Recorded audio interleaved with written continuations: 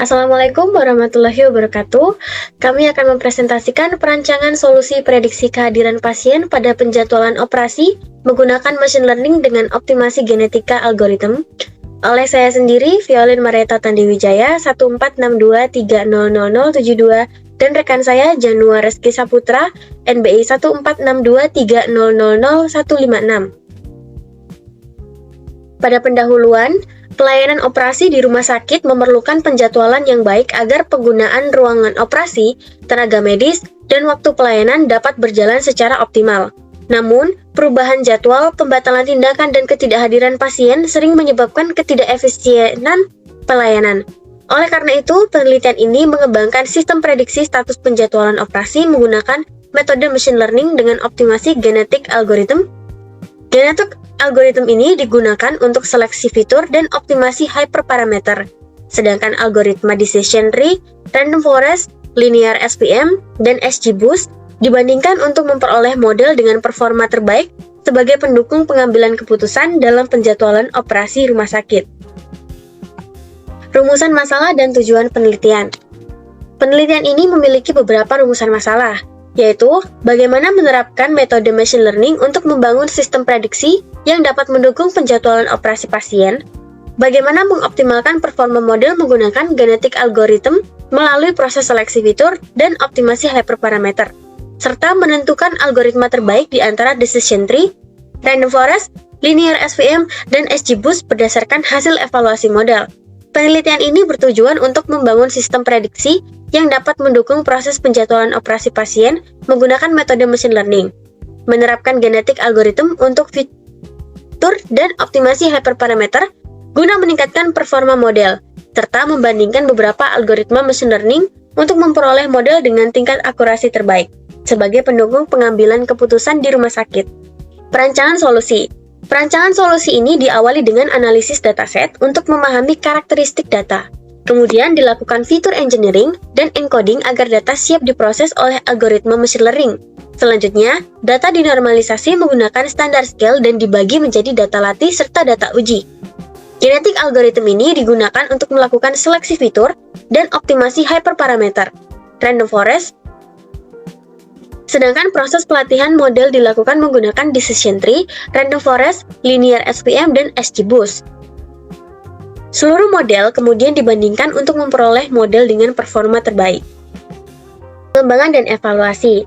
Dari hasil eksplorasi dataset, pada tahap ini dilakukan eksplorasi dataset menggunakan fungsi head, info, serta pengecekan missing value dan distribusi kelas. Hasil eksplorasi menunjukkan bahwa dataset berhasil dibaca dengan baik dan memiliki atribut yang akan digunakan dalam proses klasifikasi. Selain itu, distribusi status pasien juga ditampilkan untuk mengetahui keseimbangan data pada setiap kelasnya. Pengembangan dan evaluasi pada fitur engineering. Tahap fitur engineering dilakukan dengan membentuk beberapa fitur baru dari data, tanggal, dan waktu. Fitur yang dihasilkan meliputi days until, appointment, appointment day of week, appointment month, dan appointment time minutes. Penambahan fitur ini bertujuan untuk memberikan informasi tambahan yang dapat membantu model dalam melakukan proses klasifikasi. Hasil persiapan data, yang mana train dan tes.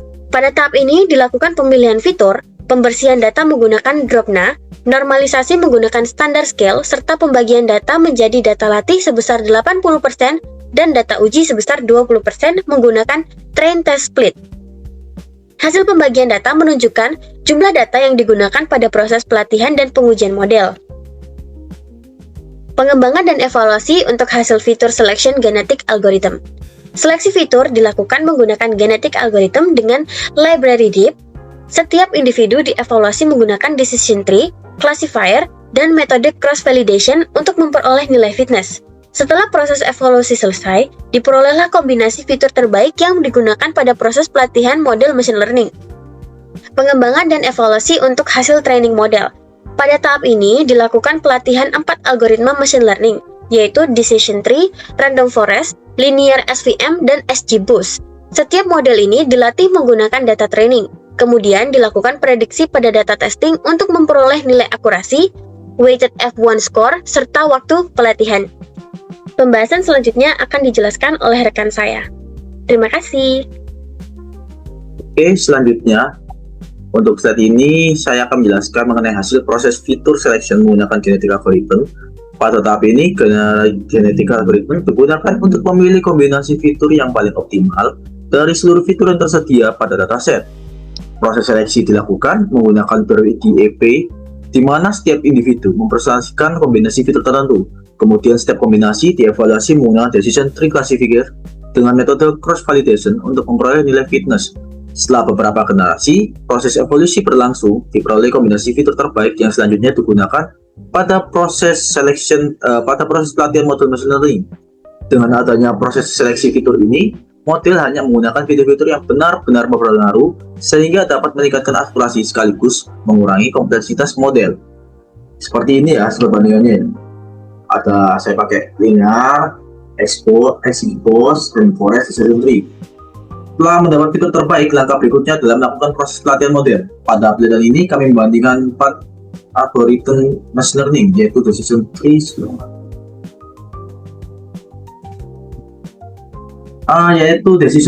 random forest, linear SVM, dan XGBoost.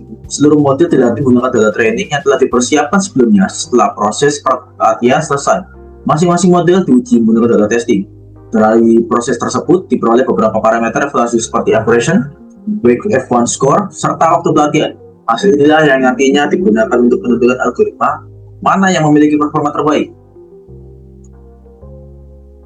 Untuk set selanjutnya yaitu di confusion metric, hasil perbandingan modelnya adalah dilakukan berdasarkan 3 aspek utama, yaitu aberration, weighted F1 score, dan training. Penyajian hasil dalam bentuk tabel maupun grafik memudahkan kita melihat kelebihan dan kekurangan masing-masing algoritma. Dari hasil tersebut terlihat bahwa random forest memberikan performa paling baik dengan tingkat akurasi lebih tinggi dan nilai weighted F1 score yang juga paling optimal. Hal ini menunjukkan bahwa random forest lebih mampu mengenali pola pada data dibandingkan algoritma lainnya. Untuk hasil evaluasi selanjutnya yaitu di fitur importance. Setelah diperoleh model terbaik, dilakukan evaluasi lebih lanjut menggunakan raspberry pi. Evaluasi ini bertujuan untuk mengetahui kualitas prediksi model pada setiap kelas. Beberapa metrik yang digunakan tetap sama seperti sebelumnya, yaitu precision, tingkat F1 score, dan support. Precision menunjukkan seberapa tepat hasil prediksi model. Recall menunjukkan kemampuan model menemukan seluruh data yang benar, sedangkan F1 score merupakan keseimbangan antara precision dan recall. Berdasarkan hasil yang diperoleh, nilai pada setiap metrik cukup tinggi, sehingga dapat disimpulkan bahwa model memiliki kemampuan klasifikasi yang baik terhadap status kehadiran pasien.